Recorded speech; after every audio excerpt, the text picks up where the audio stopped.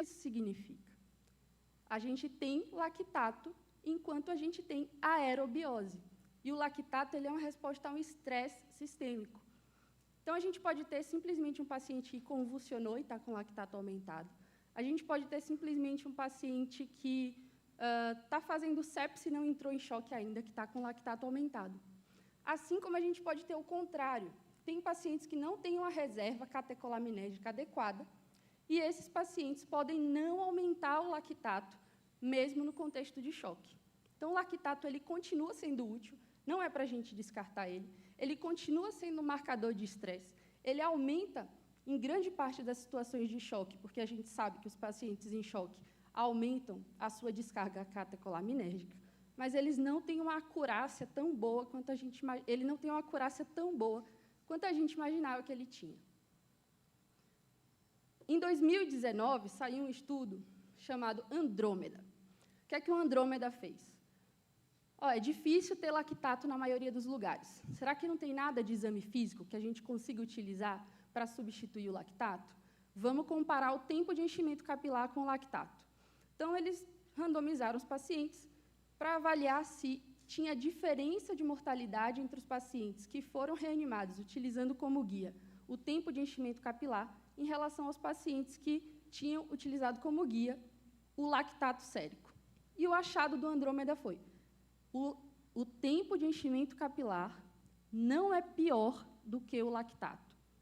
Então, a gente está autorizado a usar o tempo de enchimento capilar como guia para a nossa reanimação terapêutica nos casos de choque. Beleza.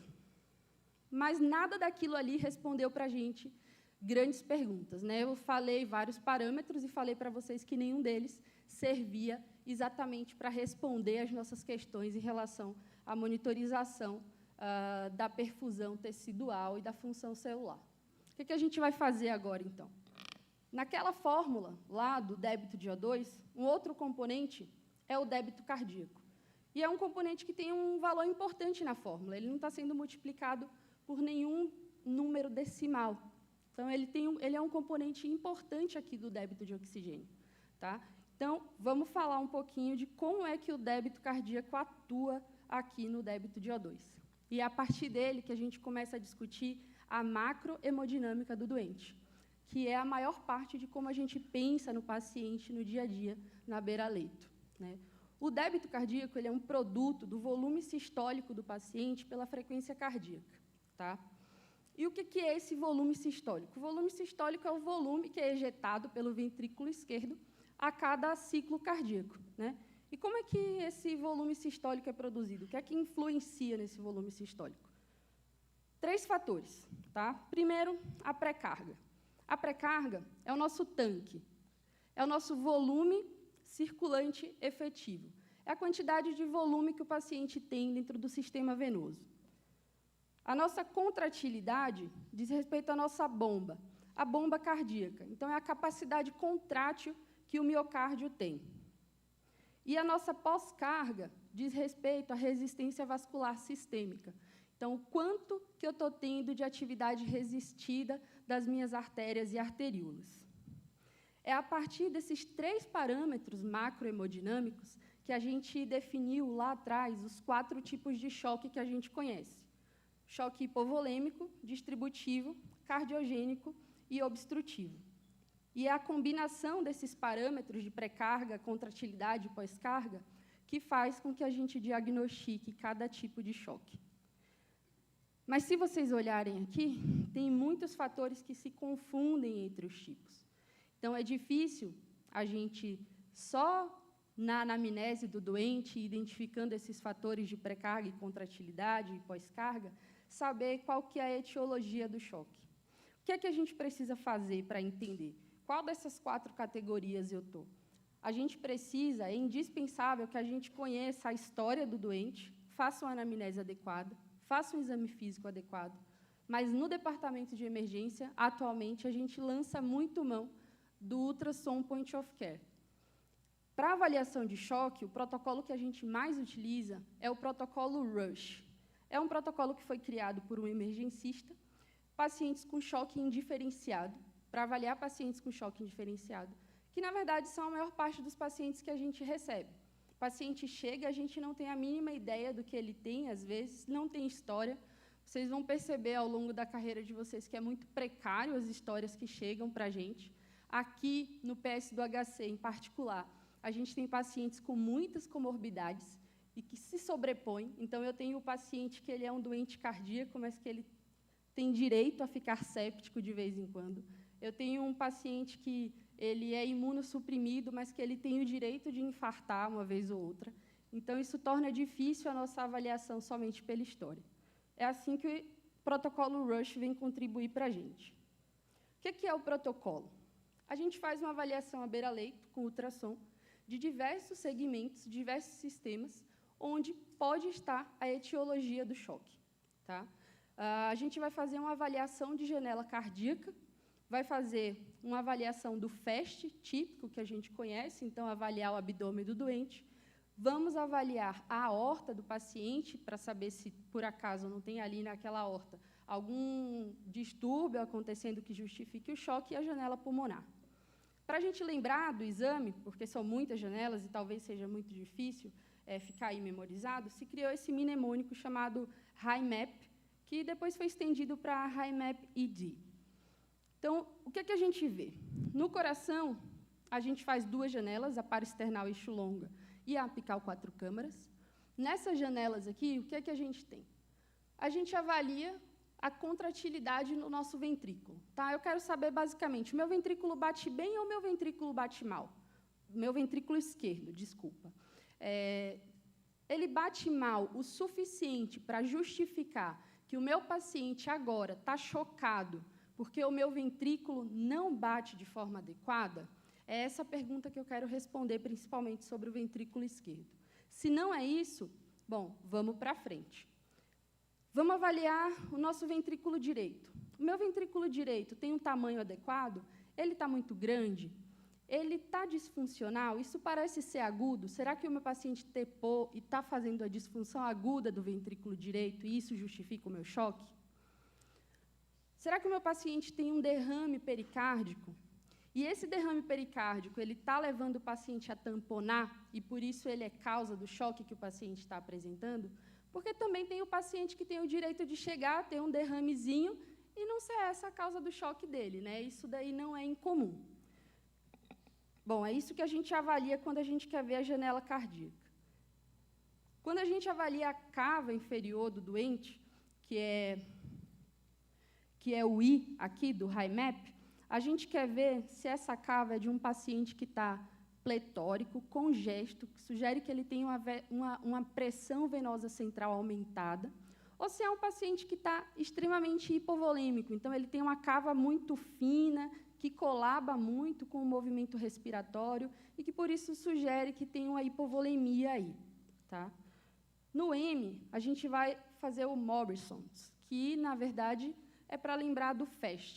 A gente vai avaliar a janela hepato-renal, né, e a gente vai ver se no espaço renal, hepato-renal aqui, tem acúmulo de líquido livre na cavidade abdominal, sugerindo que tenha ou um processo inflamatório abdominal importante ou um sangramento dentro de cavidade, principalmente nos pacientes vítimas de politrauma. Vai avaliar o espaço espleno-renal. Aqui são 2 exames positivos, o hepato-renal e o espleno-renal, com um líquido livre acumulado. E a gente vai avaliar a região da bexiga, espaço retrovesical. E vai avaliar o espaço retrovesical. Tá? Na aorta, a gente vai avaliar a aorta abdominal do doente. O que a gente quer ver aqui? Será que tem uma dilatação da aorta? E nessa dilatação da aorta tem um hematoma de parede? Ou tem um flapping, sugerindo que o meu paciente está dissecando, e isso pode ser um sangramento abdominal por conta dessa dissecção? No P, a gente vai avaliar as janelas pulmonares.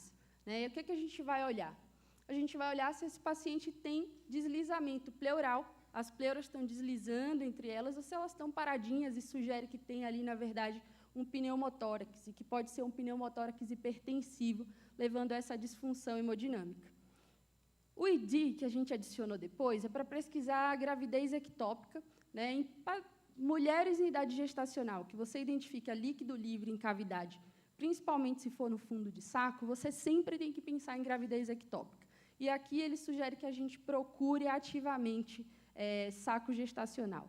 E o DVT para a gente pesquisar, né, num paciente que está com um ventrículo direito que não está legal, se a gente suspeitou de TEP, a gente vai lá procurar nos membros inferiores se não tem nenhum trombo, para aumentar a nossa certeza diagnóstica. Bom, feito aí nossa anamnese, nosso exame físico, a gente fez o protocolo RUSH, vamos falar um pouquinho do tratamento. A gente só tem que lembrar o seguinte, não dá para a gente começar o tratamento só depois que a gente já tiver feito tudo isso. Enquanto a gente está fazendo tudo isso, alguém já tem que começar a pegar uma veia, alguém já tem que começar a tratar o doente, a fazer as medidas de suporte. Quanto mais tempo a gente demora para começar o suporte ao nosso paciente, mais tempo ele fica ali, já em disfunção de múltiplos órgãos ou entrando em disfunção de múltiplos órgãos. Tá? Se o choque é um distúrbio entre o consumo e a oferta de oxigênio, o que é que eu vou fazer para tratar? Primeira coisa, eu preciso diminuir o consumo que o meu paciente está tendo. Como que eu faço isso? Eu diminuo, vamos tentar reduzir o metabolismo. Então, paciente que está ansioso, agitado, paciente que está com dor, que está hipertérmico, tudo isso são fatores que eu preciso controlar para diminuir o consumo de O2 que ele está fazendo. Tá? Se o paciente está com trabalho respiratório intenso, avaliar se ele se beneficia de oferta de O2, avaliar se ele se beneficia de VNI, ou se é um paciente que já está em quadro de insuficiência respiratória e precisa de intubação. Tá? No mais, quando a gente vai falar sobre o tratamento, vamos pensar agora na questão da oferta. E aí a gente vai trabalhar naqueles 3 parâmetros do nosso débito cardíaco. Pré-carga. Como é que eu aumento a pré-carga do meu doente? Se a pré-carga é o tanque, eu vou aumentar a pré-carga dando volume para ele. Então, a gente começa dando cristalóide. Tá? Inicialmente, a gente faz uma expansão rápida com cristalóide. A gente vai dar para o doente 500 ml a 1 litro de cristalóide, ou pode ser sangue, em situações como, por exemplo, o choque, que é um choque hemorrágico, a gente sabe que a gente pode dar uma pequena líquida de cristalóide, mas que esse paciente precisa ser reanimado com sangue preferencialmente. Eu devo aumentar a contratilidade, otimizar a contratilidade do doente? Sempre? Não. Se eu tenho ultrassom à beira-leito, e a gente tem essa disponibilidade já em grande parte dos serviços, eu sei que eu vou dar inotrópico para o meu doente, para aquele doente que tem disfunção da contratilidade cardíaca. Inotrópico que a gente conhece e que tem mais acesso é a dobutamina. Então, eu vou lá, avalio, o meu paciente está com uma disfunção miocárdica, porque, lembra, todo paciente, no final, ele culmina com mais de um tipo de choque, ele combina os tipos. Então, o paciente séptico, ele começa com uma contratilidade cardíaca boa, mas ele culmina com uma contratilidade cardíaca muito ruim, porque a perfusão miocárdica também está inadequada.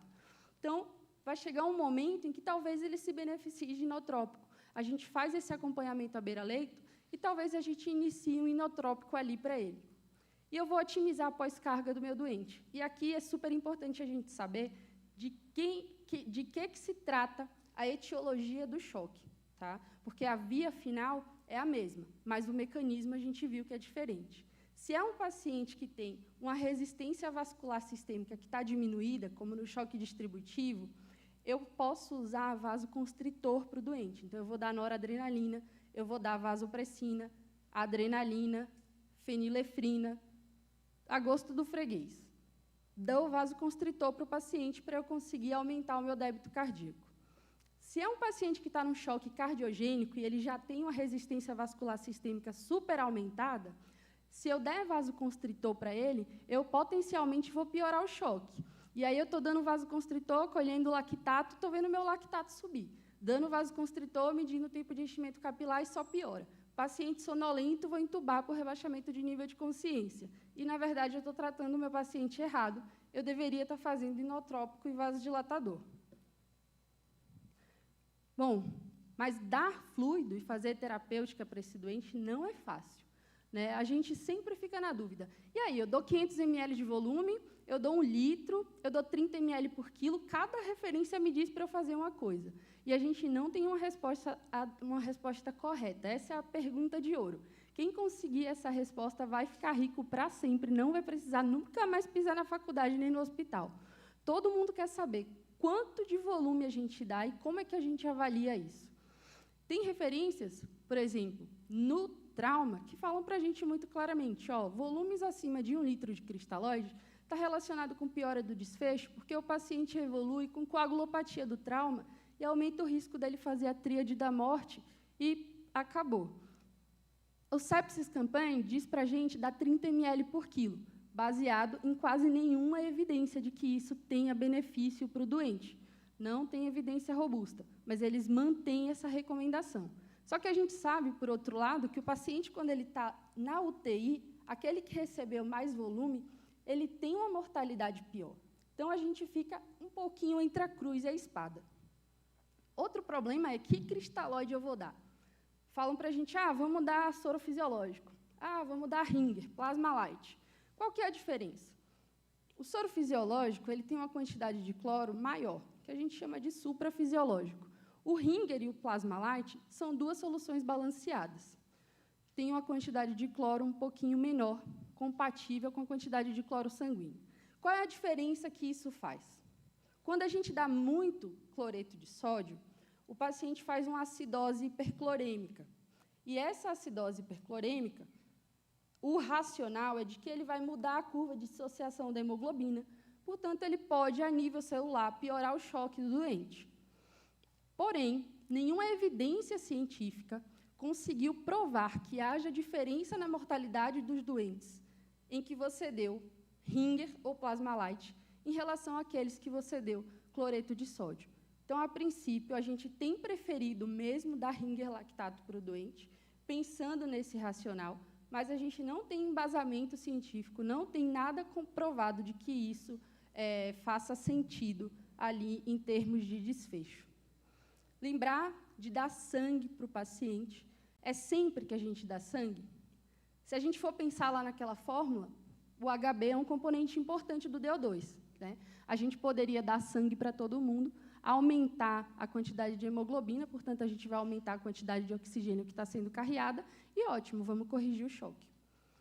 Mas, em termos de estudo científico, nada mostrou que hemoglobinas acima de 7 para os pacientes, no geral, seja superior do que manter o paciente num basal de 7. Tá? Então, a gente precisa manter ali em torno de 7, não tem evidência para a gente dar 10, deixar o paciente com 10 gramas por decilitro de HB, certo? Então, o número que a gente utiliza como corte é 7. Bom, e como é que a gente, na prática, ali na beira do leito, a gente consegue avaliar quanto de volume eu ainda posso dar, né? Que é a grande pergunta, na verdade. Tem alguns parâmetros para a gente utilizar. Tá? Primeiro, a gente pensar nas metas aqui. Eu dou volume para o meu paciente com o objetivo de quê? De equalizar o meu débito cardíaco, de alcançar um tempo de enchimento menor do que 3 segundos, de reduzir o meu lactato em torno de 20% a cada 2 horas, manter uma PAM ali em torno de 65. Eu quero que o paciente tenha um débito urinário adequado, avalie o neurológico dele, eu quero que ele esteja acordadinho no Glasgow 15, e eu posso calcular o débito cardíaco dele pelo ultrassom e eu quero manter um débito cardíaco de 3 a 5 litros por minuto. Como é que eu faço uma avaliação à beira-leito, se eu posso continuar dando volume ou se eu não posso? A gente pode avaliar a variação da pressão de pulso. Tá? O que é isso? A gente passa uma PAI no doente, a gente pega essa PAI, ela vai gerar uma curva no nosso monitor, e a curva é desse jeito aqui. A curva da PAI ela varia com o movimento respiratório. Então, a gente tem um pico de sistólica máxima e um pico de sistólica mínima. A variação entre essa sistólica máxima e essa sistólica mínima, quando ela é acima de 12%, sugere que o meu paciente vai responder a volume, que eu posso continuar dando volume para ele, que isso vai ser benéfico. Problemas dessa metodologia. Só funciona para pacientes que estão em ventilação mecânica, controlados a volume e com um volume de 6 a 8 ml por quilo. É a minoria dos nossos pacientes no departamento de emergência. Então, ela não ajuda muito a gente. Uma outra possibilidade é a gente avaliar a variabilidade da veia cava inferior. Mais uma vez, ultrassom ajudando a gente aqui. O que a gente faz? Olha a veia cava inferior e avalia com o movimento respiratório. Ela vai se distender e ela vai se colabar. Se essa variação no diâmetro for maior do que 12%, ótimo, o meu paciente ele deve responder a volume. Problemas outra vez. Isso aqui foi testado em pacientes em ventilação mecânica controlados a volume com 6 a 8 ml por quilo. Então, de novo, não ajuda na maioria dos nossos pacientes. Só lembrar para vocês que é importante, a gente utiliza a veia cava de várias formas no departamento de emergência. Tá? Essa metodologia de veia cava para responsividade a volume é que foi feita em pacientes intubados, porque vocês vão ver que depois a gente utiliza para ver se o paciente tolera volume, se sugere que ele tem pressão venosa central aumentada, e aí são outros parâmetros, são outros estudos. Para responsividade a volume, ele precisa estar entubado e ter essa variação acima, precisa estar entubado, controlado a volume, com 6 a 8 ml, e ter essa variação acima de 12%. Então, a gente continua com um problema. Né? A gente já imagina várias coisas aqui. Dar cristalóide talvez seja bom, talvez não seja, talvez aumente a mortalidade. Até quando o cristalóide que eu vou dar, vou escolher ali se o meu paciente tiver muito acidótico, se não tiver, se eu vou dar muito ou pouco, eu escolho dar o Ringer. Talvez eu precise dar sangue se ele tiver anêmico, mas a gente ainda não sabe quanto dar e até quando dar. E aí, pesquisando isso, surgiu esse teste aqui, que é o Passive Leg Raising. É um teste que se mostrou bem acurado para avaliar a responsividade a volume. Tá? Como é que ele é feito? A gente coloca o nosso paciente com decúbito dorsal, com a cabeceira elevada a 45 graus, e a gente faz um eco do doente. E aí a gente faz um eco, uma janela apical 5 câmaras, e a gente avalia qual é o volume sistólico do doente, através da ultrassonografia. A gente faz isso pensando que a via de saída aqui do ventrículo esquerdo é um cilindro. Pensando nela como um cilindro, a gente vem aqui, mede o diâmetro, calcula qual é a área, e aí a gente faz um cálculo da integral de velocidade do fluxo sanguíneo. Fazendo esse cálculo, a gente estima qual é o volume sistólico. E aí, a gente mede esse volume sistólico aqui com essa curva, que tem essa área mais hiperecogênica externa e essa área mais hipoecogênica interna. A gente contorna e o aparelho dá para a gente aqui o número do VTI, chamado VTI. Tá? Fazemos isso com o paciente nessa posição, e aí a gente deita o paciente e eleva os membros inferiores 45 graus. Qual que é o racional? É recrutar o volume que está nos membros inferiores e jogar para a circulação do doente, para ver como é que o coração vai responder a isso. Membros inferiores, ele consegue armazenar ali em torno de 350 a 450 ml. Então, é uma prova aparentemente bem acurada, mas a gente tem que fazer essa medida bem rapidinho, em cerca de 30 segundos, que a gente eleva as pernas. Se a gente fizer essa medida antes e depois, e a variação for acima, de novo, de 12%, sugere que o meu paciente responde a volume. E aqui o doente, felizmente, não precisa estar entubado. Mas não vai ser isento de problema, né? Porque para tratar choque não podia ser fácil. O doente, quando ele é colocado nessa posição aqui, fica muito difícil fazer um eco dele, porque a gente afasta o coração da parede torácica. Então, a gente perde a janela cardíaca. E, além disso, o VTI, ele exige muito treinamento e é uma técnica muito difícil de fazer. Tem uma acurácia e uma confiabilidade interexaminador muito baixa. Então, a aplicabilidade à beira-leito no dia a dia acaba não sendo tão grande. Na prática, o que vocês vão ver é que, na maioria das vezes, na maioria dos serviços, o que a gente faz é prova de volume. Então, a gente vai lá, dá 250 ml de cristalóide ao paciente e reavalia se ele melhorou, se ele não melhorou, se ele ficou congesto, se ele piorou do desconforto respiratório com o volume que a gente deu. Porque o primeiro lugar que vai começar a escapar e que é perigoso escapar esse volume é o pulmão, é a janela principal que a gente tem. Então, a gente vai ali de 250 em 250. Se for um paciente jovem, saudável, coração bom, problema de saúde nenhum, a gente até dá uma quantidade maior, 500 em 500, e vai reavaliando o doente, vai vendo como é que ele fica, como é que ele evolui. E, por fim, a nossa próxima terapêutica de suporte é dar droga vasoativa para o doente. Tá? Mais uma vez, as metas são as mesmas, é o meu mesmo objetivo. Até porque, quando eu falo em dar droga vasoativa, a gente tem que ter em mente que o que eu estou fazendo, em última instância, também é recrutar volume, também é dar volume para o doente. Eu estou recrutando um volume que a gente chama de volume estressado, que é um volume que está numa circulação um pouquinho mais periférica. Então, eu recruto o volume, dou um volume estressado para o doente quando eu dou droga vasoativa para ele. A droga vasoativa que a gente tipicamente utiliza, inicialmente, é a nora. Eu coloquei aqui dose mínima e dose máxima, mas, na prática, na vida real, a gente fala que nora, o limite é o céu. O que a gente tem que ter em mente sobre essa dose máxima é que, a partir daqui, o efeito terapêutico ele passa a ser muito menor, muito menos efetivo, tá? E que talvez não esteja agregando benefício ao doente em termos de mortalidade. Então, quando a gente começa a alcançar quando a gente alcança o nível de nora de 2 microgramas quilo minuto, bom, bota o gato no telhado, porque provavelmente o gato vai cair. A gente adiciona, quando a gente fala de choque séptico, a gente adiciona vasopressina como segunda droga. Tá?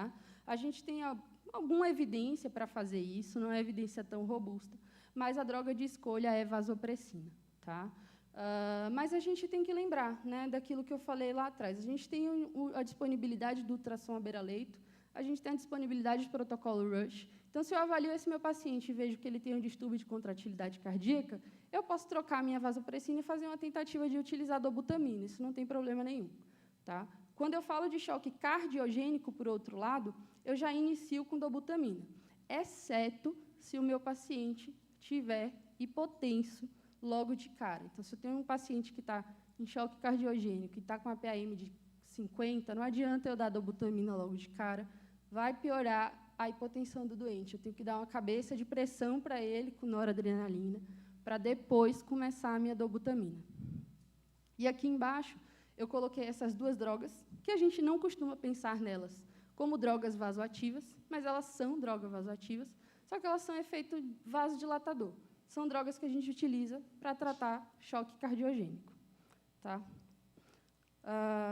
Bom, o que a gente precisa, sobretudo, com paciente em choque, é ter cuidado. Por quê? Porque choque ele é uma síndrome clínica. A gente não para o nosso diagnóstico quando a gente diagnostica choque. Choque a gente tem que reconhecer na fase inicial. Quando a gente encontra um paciente hipotenso, ele já está numa fase de choque tardia. Então, a gente tem que reconhecer numa fase inicial. A gente tem que iniciar o tratamento de suporte, mas, se a gente não tratar a causa, a gente não vai reverter o choque. A gente não vai conseguir tratar o nosso doente e mudar o desfecho. Então, a gente sempre tem que reconhecer, inicia o suporte, identifica qual é a síndrome que ele está fazendo, qual é o tipo de choque que ele está fazendo, e dentro daquele tipo de choque a gente identifica qual é a etiologia. É um choque distributivo, é anafilático, é séptico. Se for séptico, eu tenho que dar antibiótico. Se for anafilático, eu tenho que dar adrenalina. É um choque obstrutivo. É um TEP? É um tamponamento cardíaco? Se for um tamponamento cardíaco e eu trombolizar o meu paciente, não adiantou. Então, eu sempre preciso identificar e tratar a causa para reverter o choque. Se a gente ainda não identificou, não adianta ficar olhando para o doente, dando volume, aumentando droga vasoativa, sem tratar a causa, porque o doente vai evoluir com disfunção de múltiplos órgãos e sistemas. E, por fim, o que eu queria falar para vocês é que não é uma coisa só para o tratamento de choque, é uma coisa para o tratamento de qualquer paciente crítico, e, por isso, nem incluí aqui nos slides. Mas medicina a gente faz na beira do leito. Paciente com choque é um paciente que a gente não dá para ele volume, não liga a droga vasoativa e volta daqui a 1 hora para reavaliar. A gente fica do lado do doente, liga a droga vasoativa e a gente olha imediatamente como é que o paciente está reagindo. Pode ser que eu volte daqui a 1 hora e meu paciente esteja pior ainda do choque porque eu dei o tratamento errado para ele. E aí foi 1 hora que eu fiquei com o meu paciente sendo tratado errado e eu piorando o choque do paciente. Então, a gente faz uma terapêutica e a gente fica ao lado para avaliar o que é que a gente fez e se a gente continua fazendo, se a gente modifica a nossa conduta ou se a gente vai repetir aquilo que a gente já estava fazendo antes. Tá? É isso. Acho que estudo de choque, vocês vão ter que procurar, assistir muito mais aula, procurar muito mais conteúdo para ler, para estudar. Tem muita coisa, muitas especificidades. Eu espero que tenha conseguido trazer um pouquinho de dúvidas e questionamentos sobre o que a gente faz no nosso dia a dia.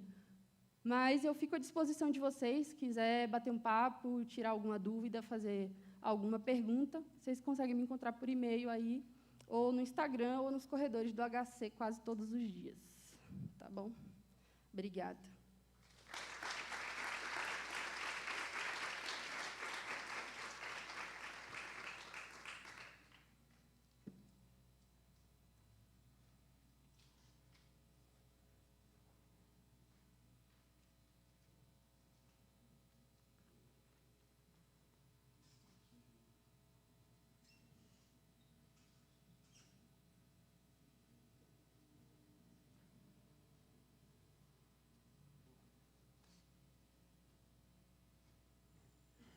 E pessoal, tudo bem? Espero que tenham curtido a aula aí.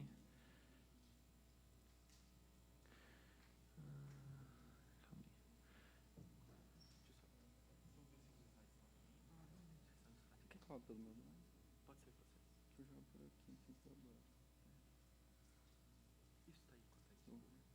Se chega. Amor, valeu.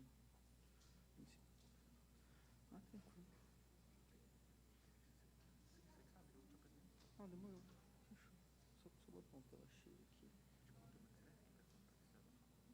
Cara, não lembro. Cadê não? Agora? Onde que eu coloco aqui? Apresentar? Só pra botar uma tela cheia. Se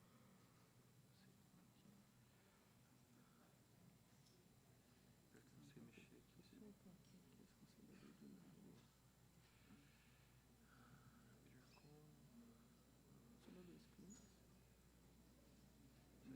Será que vai? Só pra botar uma tela cheia. Sabe que põe tela cheia aqui no Google, não sei mexer no apresentações?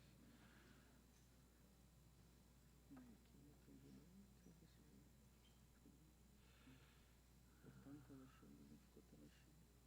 Pois é. Será que aqui? Não, é? Estranho. Eu clico aqui. Botão direito. Você fez no botão direito aqui, ele sai a tela cheia. Clica que sai.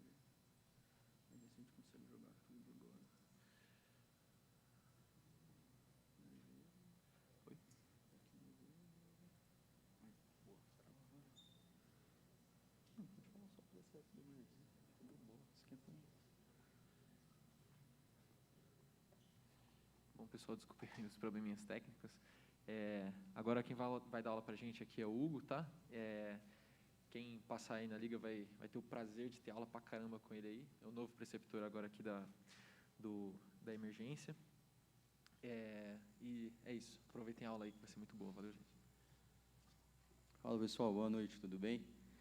Bom, gente, só para começar, o que eu vou tentar fazer é um resumo básico dos principais, ou, na verdade, das principais apresentações dos quadros clínicos dos pacientes cirróticos que vão passar com vocês numa unidade de pronto atendimento, em especial aqui no HC.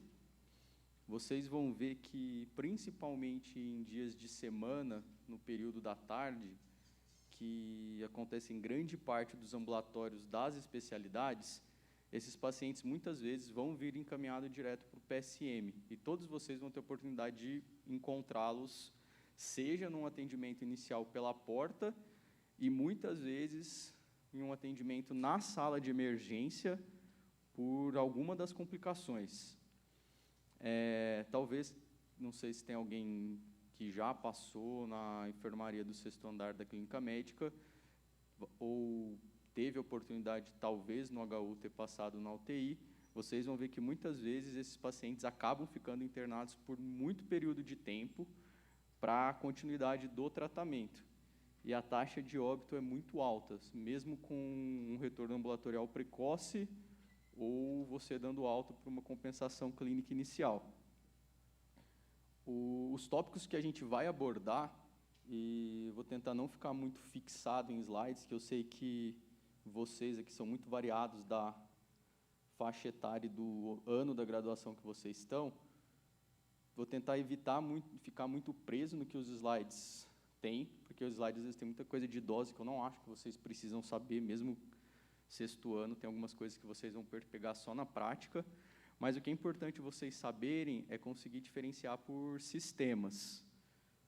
Basicamente, então, considerando o sistema nervoso central, um paciente hepatopata, e nesse caso aqui, leia-se hepatopata, um paciente com uma cirrose, um hepatopata crônico, que já vem em tratamento ambulatorial, a apresentação inicial do sistema nervoso central, que muitas vezes vocês vão encontrar no departamento de emergência, seja em sala, talvez com choque, como vocês viram no caso anterior, mas muitas vezes trazido por familiares por mudança de comportamento, é encefalopatia hepática. Então, encefalopatia hepática é algo que vocês têm que ter ideia da existência e lembrar sempre em diagnóstico diferencial em alteração de nível de consciência em paciente hepatopata.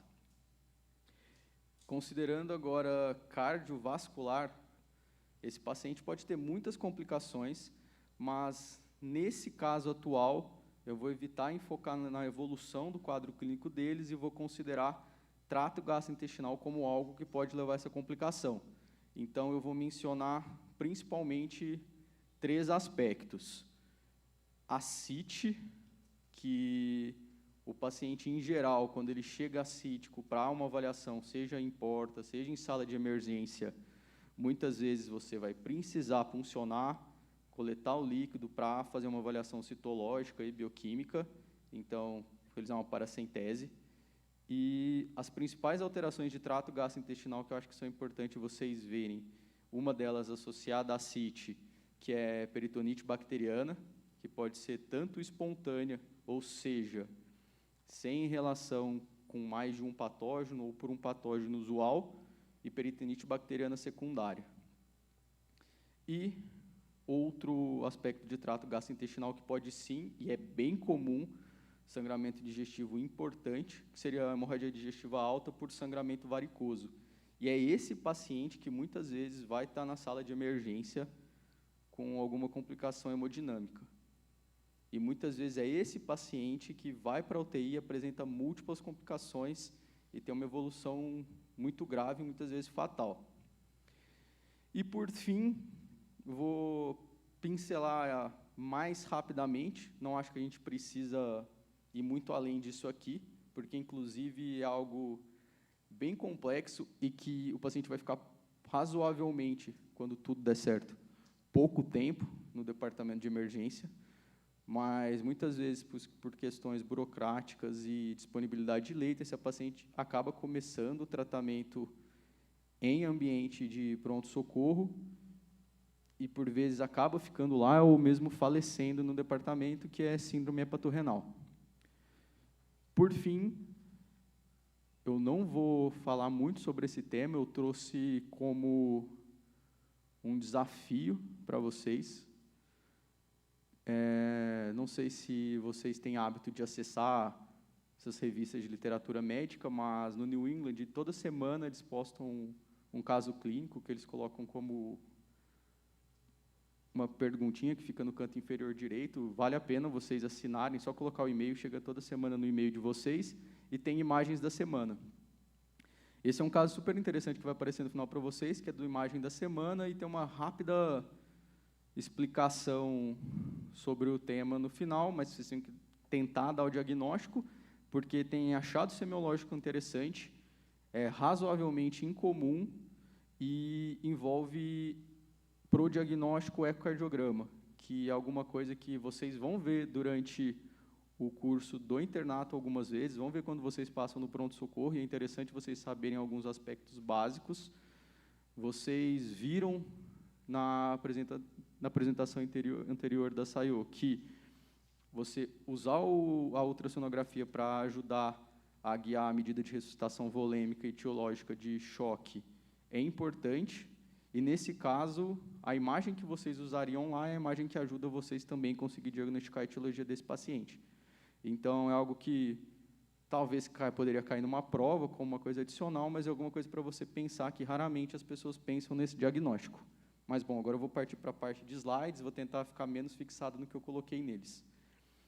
Então, o primeiro tópico é a encefalopatia hepática, que, antes de tudo, quando você pega um paciente que você é sabidamente cirrótico ou tem estigmas de uma doença hepática crônica, seja por icterícia, ascite, telangiectasias, note que, quando ele vem para você, muitas vezes trazido por um familiar por alteração do nível de consciência, com rebaixamento ou alteração cognitiva ou alteração de comportamento, ou todos esses associados, e alteração de comportamento, note, por muitas vezes, o paciente que era uma pessoa calma começa a ficar violenta, começa a ficar mais agressiva.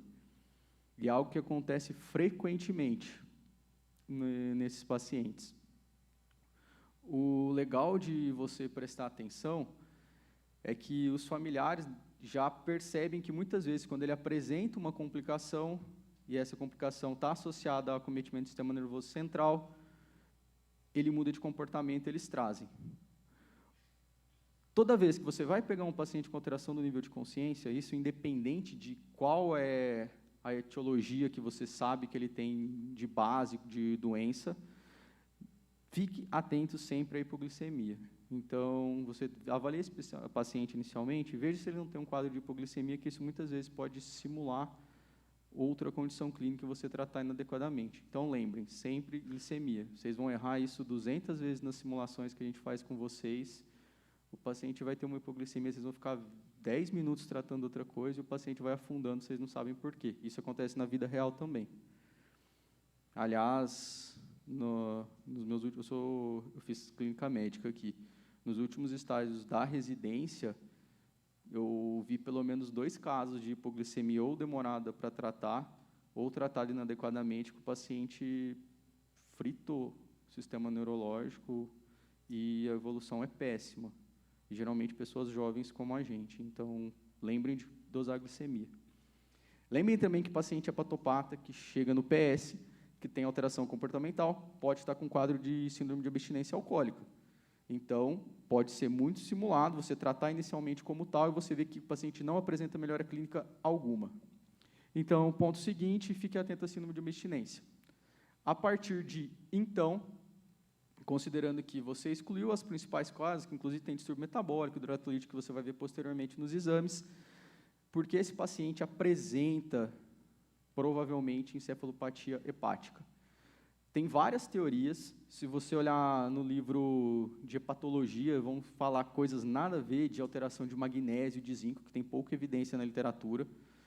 Vão dar algumas alterações relacionadas a alterações de neurotransmissores do sistema nervoso central, seja por aumento de inibitórios, como GABAérgicos, por exemplo, alterações de aminoácidos, como, não sei se alguém faz academia, BCAA, por exemplo, que esses pacientes ficam com menos e aumentam outros subtipos de aminoácidos, isso afeta bastante o sistema nervoso central, mas a principal delas é a alteração do metabolismo da amônia. Os pacientes eles têm um aumento da produção de amônia de trato gastrointestinal por muitas etiologias, inclusive por microsangramentos, que aumentam a metabolização. E pode ocorrer acúmulo no sistema nervoso central. Os astrócitos metabolizam essa substância e essa substância tem correlação direta com gravidade. Aqui eu coloquei que não tem correlação direta com gravidade. O que eu quero dizer? Você dosar, em geral, a gente não dosa amônia sérica do paciente para diagnóstico de encefalopatia hepática. A neuro adora. Então, vocês vão ver que muitas vezes tem diferença de quem está avaliando isso.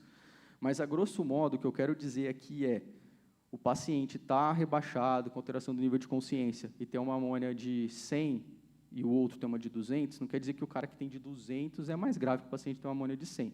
Então, vocês vão ver que muitas vezes algumas especialidades gostam de dosar, outras não. Eu, particularmente, não acho que tem necessidade, mas fiquem atentos que isso não quer dizer necessariamente que não tem nenhuma complicação. Tem vários mecanismos para desencadeamento de encefalopatia hepática. Fiquem atentos a complicações. paciente que altera nível de consciência, paciente que começa a ficar com febre, paciente que apresenta sinal e sintoma de qualquer outra coisa, pode ser um fator desencadeante de cefalopatia hepática. Então, sempre procurem infecções, alterações de trato gastrointestinal, seja alimentar, seja evacuatória. E, principalmente, fique atento a medicações. Muitas vezes esses pacientes fazem uso de alguma medicação, por exemplo, um benzodiazepínico, que foi usado para tratar alguma síndrome de abstinência, e isso é um fator desencadeante adicional para o quadro. O que eu queria aqui que vocês tivessem em mente é que, como principal mecanismo etiológico da encefalopatia hepática, e a principal teoria aceita é de alteração do metabolismo de amônia, coisas que aumentam a quantidade de amônia sérica favorecem encefalopatia hepática. Então, um paciente com sangramento de trato gastrointestinal, que a gente vai falar um pouquinho mais para frente, isso é um fator de risco importante para, na própria internação, esse paciente desenvolver encefalopatia hepática. Você chega no dia seguinte para avaliar o paciente que estava lá na sala, que foi para a porta, o cara está doidaço. O paciente está com PBE, com peritonitis bacteriana espontânea, você começa a tratar, ele também começa a alterar nível de consciência, e isso também está associado.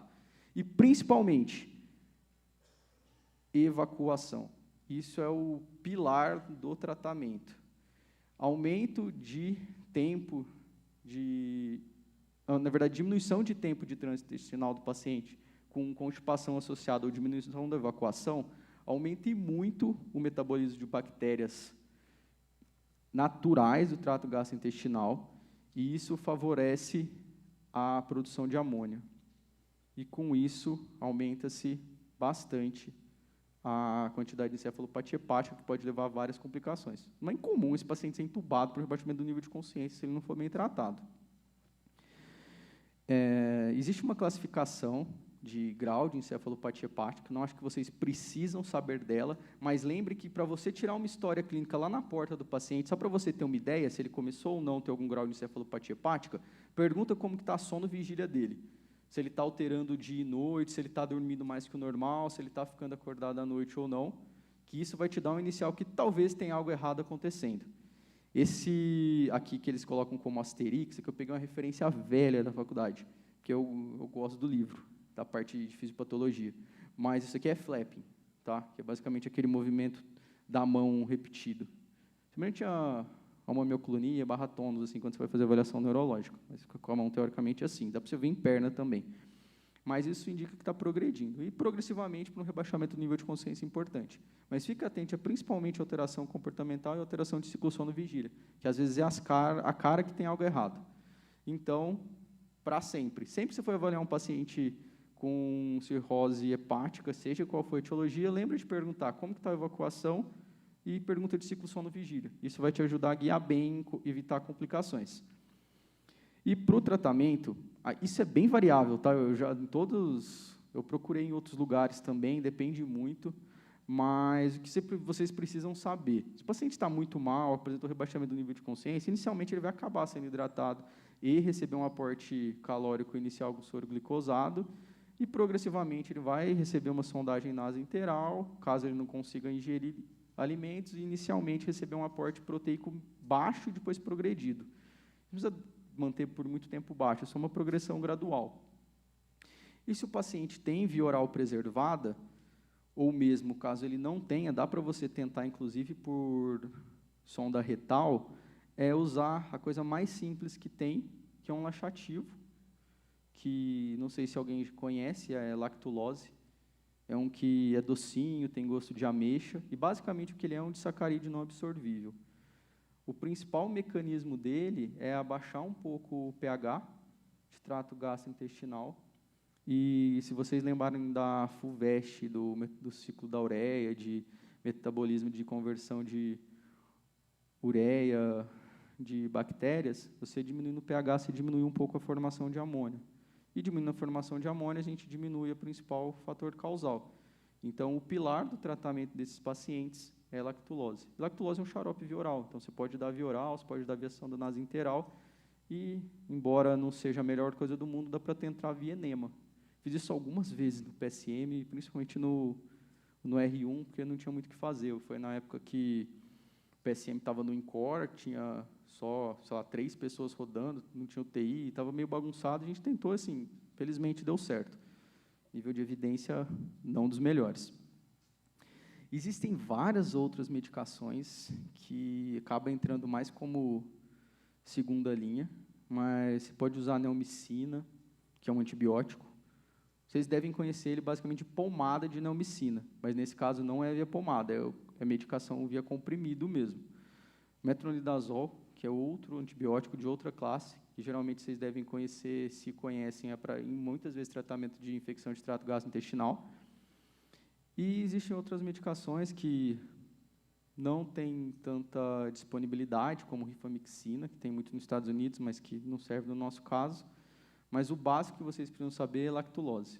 Lembrem da lactulose, lembrem da existência dela. Um xaropinho você pode dar 10, 20 ml 3 vezes por dia, para manter um alvo de evacuação de 2 a 3 vezes por dia no paciente. Ou seja, um paciente hepatopata crônico, para tratamento e para profilaxia de encefalopatia hepática, se ele já teve uma vez para sempre, desde que não seja um fator causal, você tem que manter evacuando 2 a 3 vezes por dia, e a medicação é essa. Você vai cair muitas vezes na prova, vocês vão ver isso milhares de vezes no PS, e se alguém se perguntar, por que ele não está com outra medicação, por que ele está evacuando tantas vezes, é por isso, tá?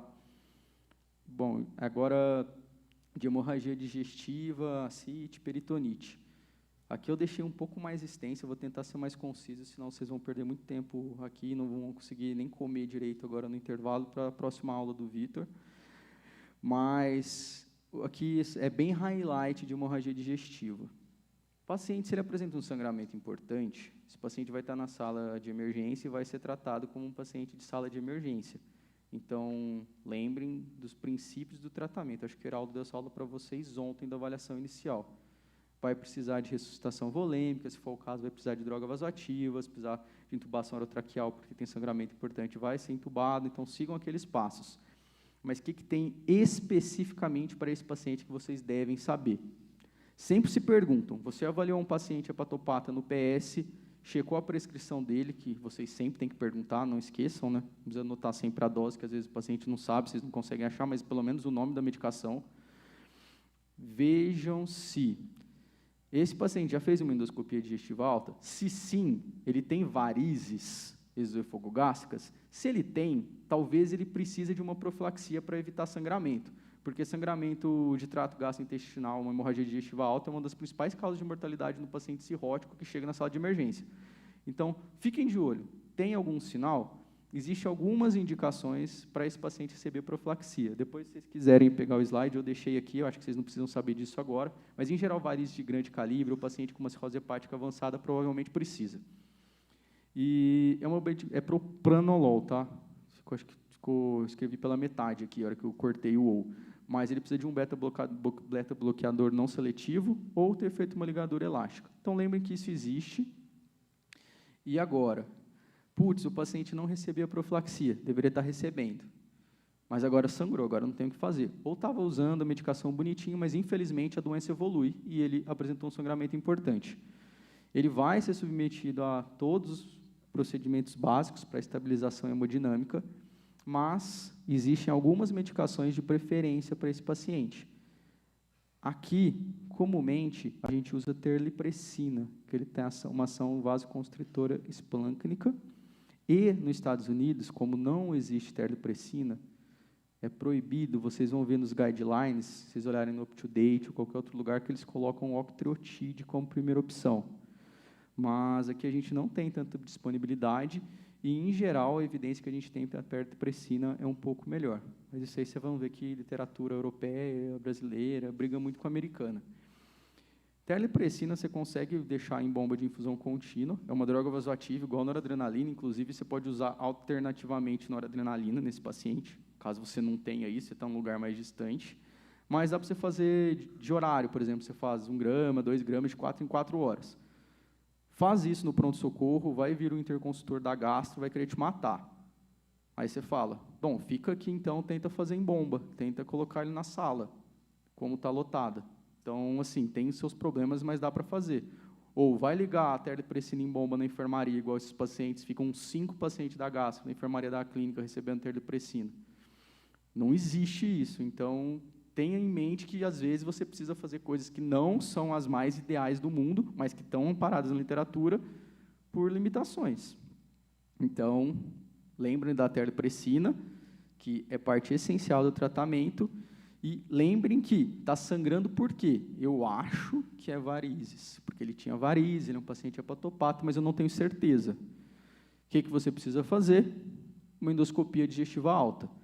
E, importante, que eu não mencionei, lembrem que sangramento digestivo baixo pode ser sangramento digestivo alto. Então, o paciente que tem sangramento digestivo baixo também vai ser submetido a uma endoscopia digestiva alta para investigação etiológica. Mas, nesse caso aqui, eu estou considerando um sangramento alto importante. E o primeiro exame, igual no baixo, é uma endoscopia digestiva alta, e, nesse caso, é muito importante, porque você pode fazer ligadura elástica, escleroterapia, seja o que for para o tratamento. Então, ele vai precisar de investigação etiológica, e muitas vezes o paciente precisa estar na UTI para isso. E, por fim, se já sangrou, ele vai precisar de profilaxia, e agora, se ele tinha uma medicação que ele fazia uso, agora ele vai precisar de várias outras, que é manter o propanolol, manter a ligadura, usar a terlipressina, e, inclusive, quando sangra, aumente muito a translocação de trato gastrointestinal, e, aumentando a translocação, tem chance de fazer peritonite bacteriana espontânea, que é a segunda complicação que eu vou mencionar nessa parte da apresentação, ou seja, ele vai incluir profilaxia para a prevenção de peritonite bacteriana espontânea. Agora, só um comentário assim, rápido da CIT, que como todo paciente hepatopata tem a CIT, grande parte das complicações, e vocês vão gostar. Quinto, sexto ano, ou quando vocês vão, sei lá, terceiro, quarto ano, por algum motivo pela liga, passam no PS, vocês adoram fazer paracentese. Os residentes ficam felizes, porque muitas vezes demora, e é simples, mas como vocês gostam, assim, é algo bem difícil de dar complicação, vocês vão ver que vocês fazem bastante. Mas a CIT, ela é, assim, responsável por até 80% das complicações do paciente cirrótico, é super frequente, acontece inclusive paciente bem tratado, e paciente com a CIT vive pouco. Tem 40% de sobrevida em 1 ano. Então, se vê um paciente cirrótico, você acha que ele está de boa, mas aí você examina ele tem uma CIT, você acha, está de boa, tem a CIT, não está sangrando, mas tem sobrevida de 40% em 1 ano. Ou seja, a cada 10 pessoas, 4 sobrevivem só em 1 ano. Então, assim, não é tão de boa quanto parece. Morre bastante. E como, basicamente, a CIT é comum, você tem que entender a base mais simples do mecanismo fisiopatológico, só para fazer sentido. Deve ter, talvez, alguma galera que passou recentemente em patô, ou lembra um pouco de físio, mas a base está em hipertensão sinusoidal. Raramente, sem hipertensão sinusoidal, um paciente vai ter a CIT por causa hepática. Aqui eu deixei uma imagem de um lóbulo hepático, coloquei aqui as imagens só para vocês lembrarem de como é um sinusoide. Vocês vão ver que na prática clínica isso vai ter pouca relevância para vocês, mas é interessante saber para você não ficar só muito raso assim, na parte clínica, às vezes você esquece isso e realmente você para de estudar, então é bom só para dar uma relembrada. E tem muitas causas que podem levar a CIT, e tem algumas coisas que eu acho que é importante vocês saberem. Essa tabelinha aqui, ó, é do up-to-date. É só porque ela é bonitinha, mas eu queria que vocês vissem 2 pontos principais. É que um paciente cirrótico, ele tem algumas alterações de permeabilidade vascular associadas à alteração de vasodilatação e vasoconstrição de algumas regiões que não são comuns no dia a dia nosso. Então, muitas vezes ele pode apresentar, por exemplo, vasoconstrição renal, que é aqui embaixo da tabela, com vasodilatação de algumas outras áreas, e isso pode levar à disfunção renal, seja disfunção renal progressiva, lenta, crônica, seja fazer uma síndrome hepatorrenal, que eu vou mencionar rapidamente. Além disso, ele é um paciente que, por base, ele já é mais vasodilatado. Então, muitas vezes, ele já tende a ser um pouco mais hipotenso ou não tão normotenso como nós de base, e, inclusive, ele chocado, se você olhar a meta pressórica para ele em uso de droga vasoativa, se você considerar principalmente literatura assim, de UTI, o alvo dele é até um pouco mais baixo, porque o basal dele já é mais baixo.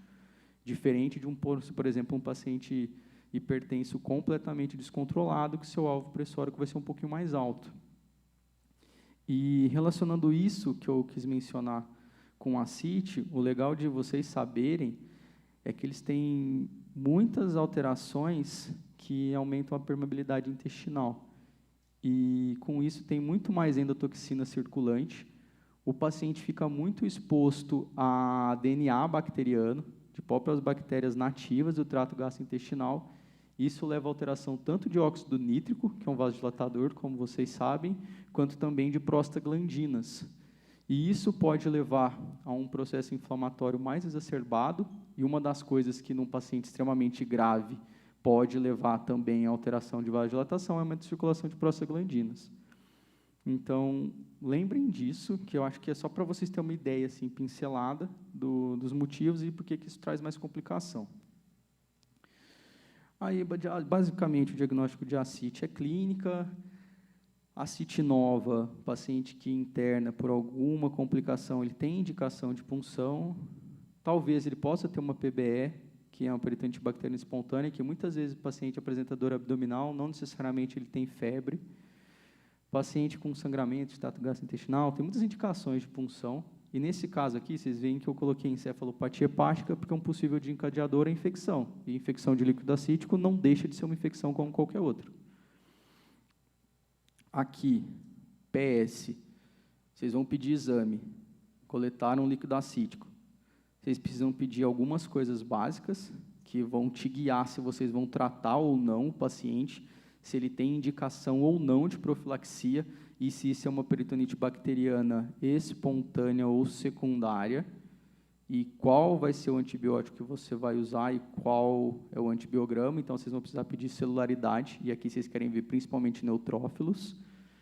Proteínas totais, e no caso, principalmente o que vocês querem ver é as próprias proteínas e albumina, para você fazer um gradiente, que eu acho que não precisamos entrar aqui, mas em geral vai ser maior que 1,1.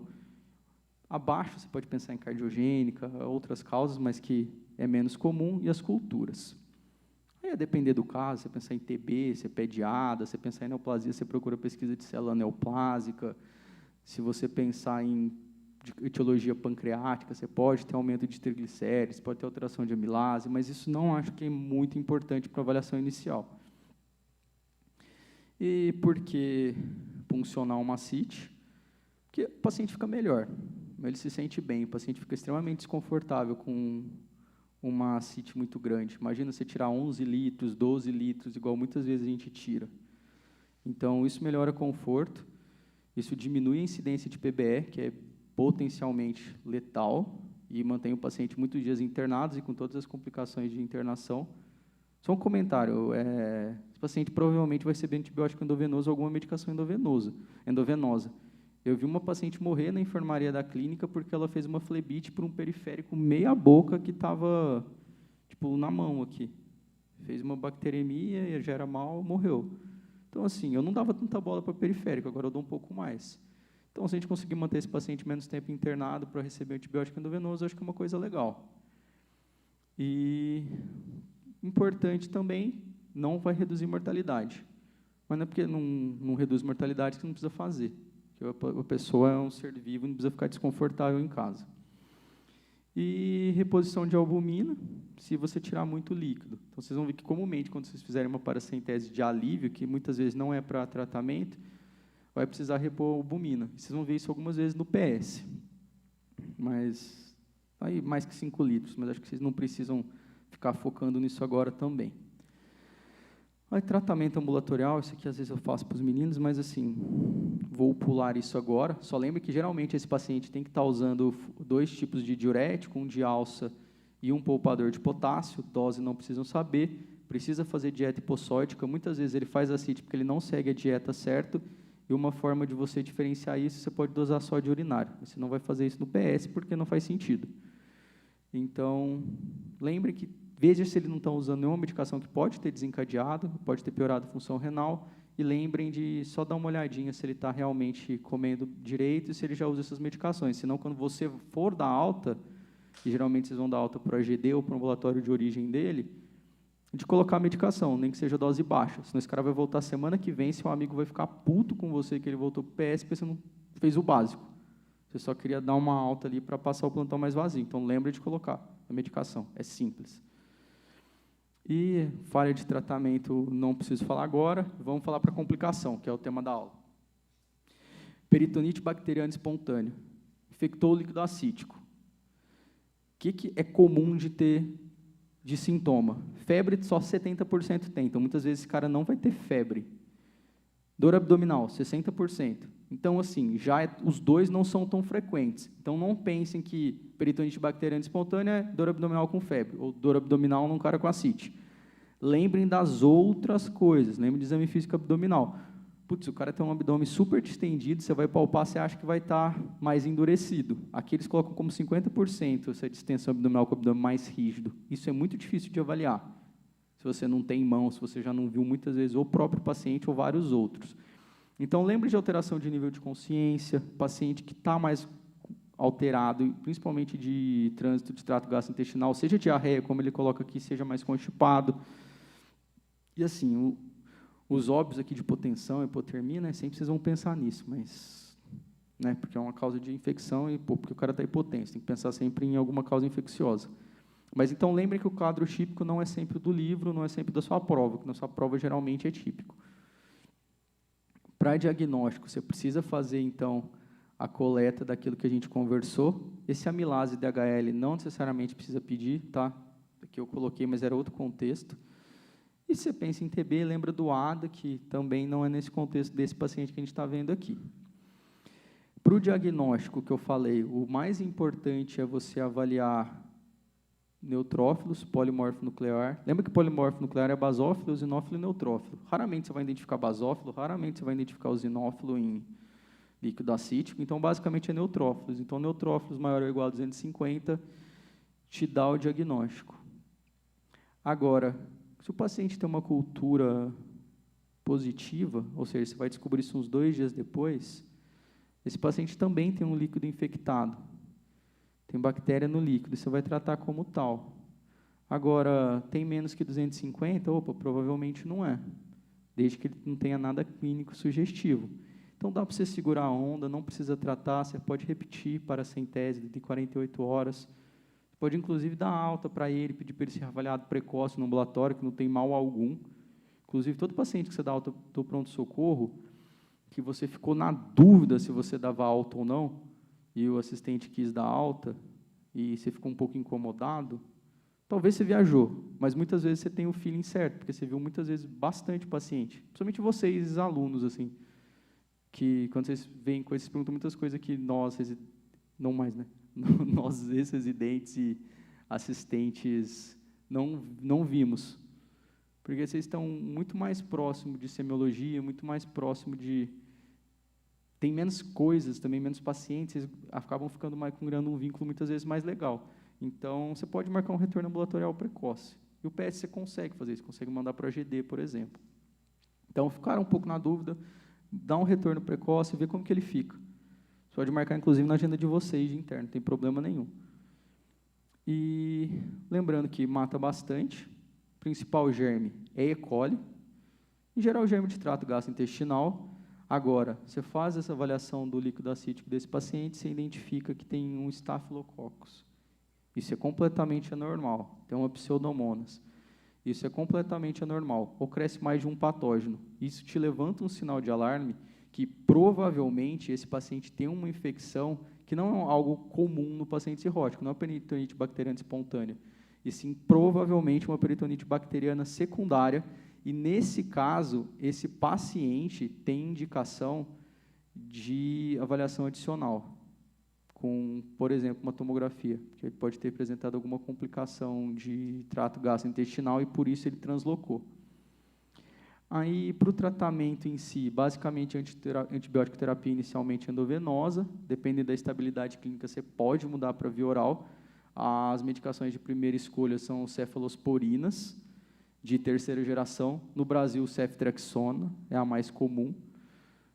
Como beta-lactâmico, em geral, tem ação tempo dependente, idealmente você vai deixar de 12 em 12 horas, que é a posologia mais clássica da ceftriaxone.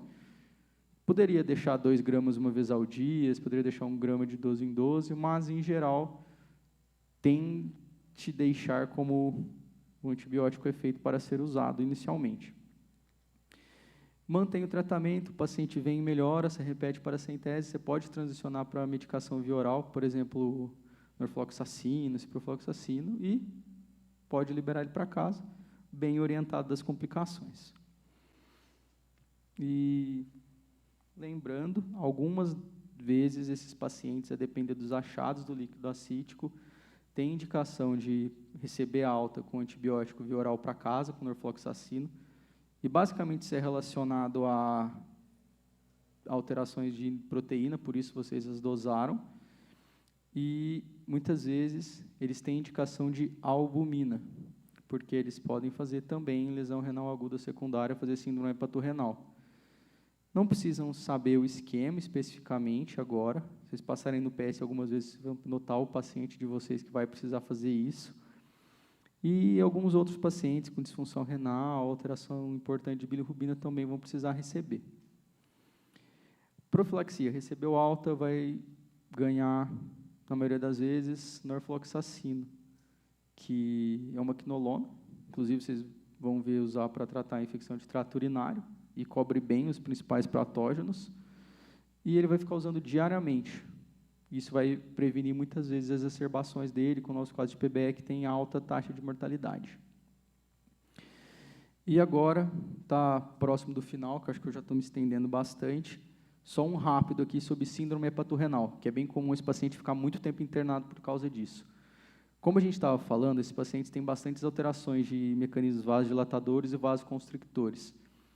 Por algum motivo que não é muito bem esclarecido, algum fator desencadeante, seja infeccioso, seja exacerbação da própria doença hepática, pode levar esse paciente a apresentar uma lesão renal aguda, que inicialmente é pré-renal. Só que no paciente hepatopata, você vai precisar fazer expansão volêmica, não nesse contexto, tá? Não com soro fisiológico, Ringer lactato, e sim com albumina. Isso vem da própria fisiopatologia da cirrose. Então, você vai fazer uma tentativa terapêutica, e nessa tentativa terapêutica que você vai obter seu diagnóstico, se é ou não síndrome hepatorrenal, de expansão volêmica com albumina. Mas, para você ter certeza que não tem outra etiologia, você é obrigado a pedir uma urina 1, ver se, por exemplo, ele não tem uma proteína importante, se ele não tem uma hematura importante para você pensar, putz, será que não é uma litise obstrutiva? Será que ele não está fazendo uma glomerulonefrite por alguma causa específica? E um ultrassom de rins e vias, para você ver se não tem nenhum componente renal associado. Então, exclua outras causas. Isso aqui cai em prova. As pessoas, muitas vezes, não lembram de fazer na correria. Caiu na minha prova de clínica também. Não sei se as pessoas sabiam ou não na época. Eu, particularmente, fui prestar bastante atenção só depois disso.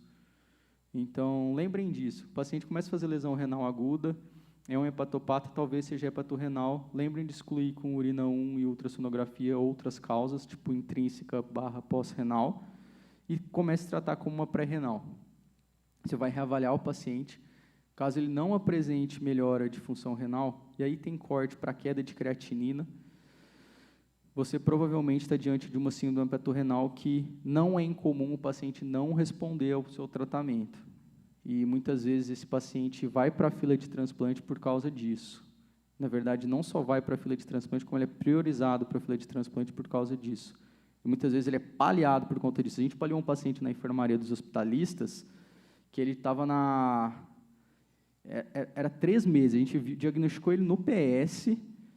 Em 3 meses, ele internou 5 vezes com síndrome hepatorrenal, e o tratamento básico da síndrome hepatorrenal é manter a albumina em dose um pouco mais baixa, tipo uns 40 gramas por dia, e associar vasoconstrictor, por exemplo, terpressina, e ele fica uns 14 dias, mais ou menos, com essas medicações.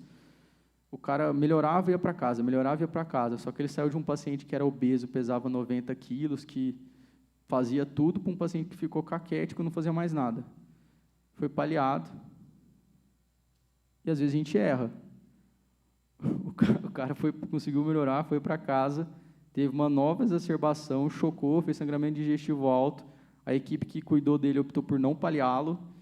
E o cara conseguiu transplantar, agora está voando, era meu paciente no CMG. A gente erra, às vezes, mas era um paciente que claramente tinha uma sobrevida muito baixa, e é o que acontece com a maioria.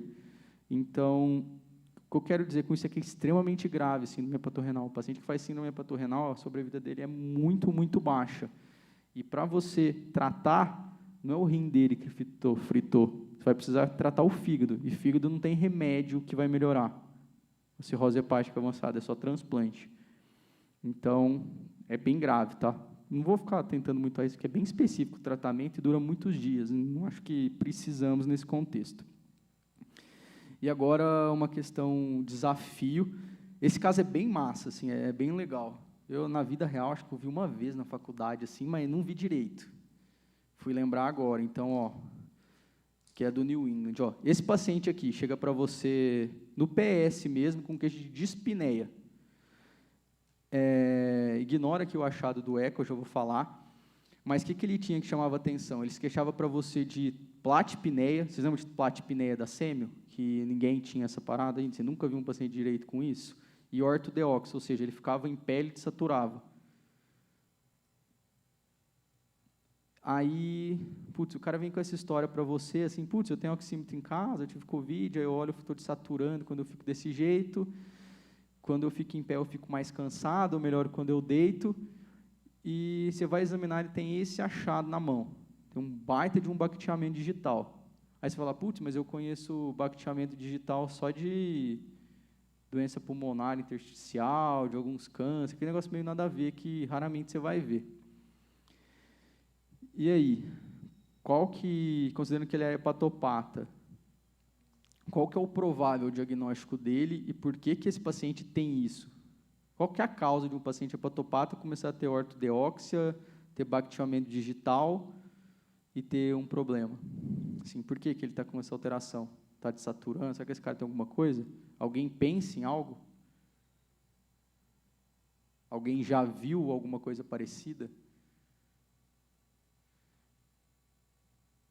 Esse caso, eles suspeitaram de uma hipótese diagnóstica e foram avaliar o diagnóstico diferencial. E uma forma de você diagnosticar o que eles estavam pensando é com um ecocardiograma de microbolhas. Talvez vocês nunca ouviram falar, mas basicamente você pega o soro fisiológico na seringa, dá uma balançada, forma uma bolinha e injeta. E a depender se o paciente tem shunt ou não, isso serve muito para diagnosticar cardiopatia congênita também, tem gente que usa para avaliar. A nefro adora, tá? A evidência é péssima. Mas dá para usar, porque está fazendo estudo, assim. Mas para ver se o catéter venoso central está bem posicionado, é um jeito adicional de você ter. Não vai fazer mal você fazer. Então, isso te acrescenta, para ver se a posição do catéter venoso central está adequada, pelo tempo que aparecem as microbolhas, câmara direita, câmara esquerda, eles fizeram esse teste. E eles notaram que ele descreve até aqui, ó, no New England, geralmente, eles são muito exames, sabe? Raramente ele fica contando uma história legal para você. Ele fala, está com falta de ar, eu fiz o exame e apareceu isso. Se vira qual é o diagnóstico. Então, é legal para vocês treinarem imagem e vídeo para a vida. Eu recomendo bastante o New England. Eu curtia demais, eu comecei a assinar no 4º ano, assim, um para mim, só para ficar me divertindo. Mas eu era meio nerdão. Quem quiser, eu tenho usuário também, se não conseguir usar do HC. Mas eles notaram e descobriram que ele tinha uma síndrome hepatopulmonar, que é uma evolução rara e gravíssima de cirrose. E o massa é que esse paciente ele começa a fazer tanto vasodilatação de capilar e pré-capilar pulmonar, mas ele faz múltiplas complicações arteriovenosas. Então, o paciente hepatopata faz muito shunt, tanto porto sistêmico quanto intrapulmonar. E devido a esses shunts, esses múltiplos shunts que esse paciente tem, ele apresenta o quadro típico de platipneia, ortodeóxia, e muitas vezes, por alteração pulmonar, ele também faz o bacteamento digital. E qual é o problema? Você não tem muito como tratar esse cara. Se ele é hipoxêmico crônico, você dá oxigênio, aí você extrapola indicação de DPOC, igual extrapolou no começo para a COVID, e não tem muito o que fazer. Você vai ter que transplantar. Então, inclusive, esse paciente é priorizado para transplante. Então, lembrem da existência disso, é raro, mas vocês precisam saber que existe para vocês pensar. Porque se você não pensa, você nunca vai dar o diagnóstico. E acho que é isso. Depois eu deixo os slides disponibilizados para vocês, se vocês quiserem, porque tem parte de dose, tratamento, que eu acho que é muito para vocês nesse momento. Mas é importante lembrar, então, sistema nervoso central, encefalopatia hepática, trato gastrointestinal, sangramento digestivo alto, varicoso e peritonite, seja peritonite bacteriana espontânea, seja peritonite bacteriana secundária. De nefro, lembrar que o paciente pode fazer síndrome hepatorrenal, você pode tentar resolver antes, mas muitas vezes não funciona. E pulmonar, síndrome hepatopulmonar. Tem várias outras, mas as principais são essas, e as que eu dei um teminho um pouco maior são as que vocês mais vão ver no PS. É isso, pessoal. Obrigado. Desculpa aí a demora.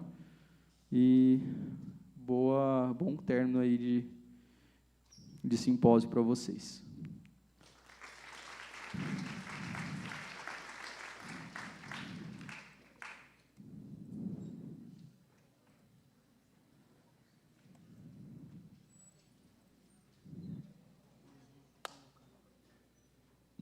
Pessoal, o COF está rolando no 5º andar, podem ir, tá bom? Em tese, era meia hora o original, então a gente dá meia hora também. Volta em 9 horas aí, beleza? Valeu, gente.